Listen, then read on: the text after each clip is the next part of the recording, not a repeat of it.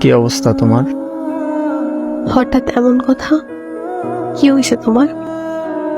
আরে তেমন কিছু না, বাসা দিয়ে নাকি ছেলে দেখছে। হুম, তো কি হয়েছে? ছেলের নাকি সরকারি চাকরি আছে। থাকতে পারে, জানি না। ও আচ্ছা, তুমি এত কিছু কিভাবে জানলে? তোমার কাজিন বলছে। ও আচ্ছা, এইসব খবর ও ভালো রাখে।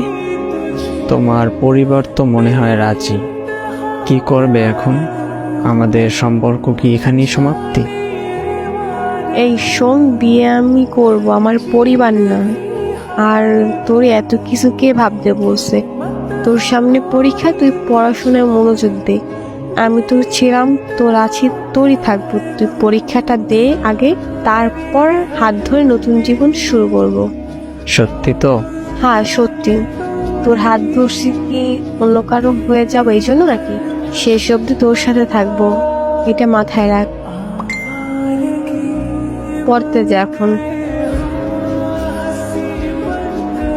আচ্ছা।